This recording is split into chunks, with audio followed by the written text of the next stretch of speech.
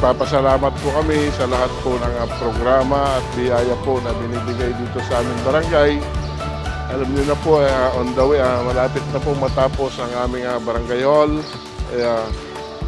Maraming salamat po sa ating Mayor Christy. Lalong-lalo na po ngayong taong 2022. Andyan naman po, ginagawa na naman po yung aming proyekto. Yung pong 2 million, at least po na nai-improve ang aming pong daan. Kaya, Mayor, inuulit ko po, maraming salamat sa inyong suporta sa aming barangay. Kahit po alam namin na kahit po ay napakalit po ang aming barangay, andyan po ang inyong proyekto. Hindi po kami naiiwanan.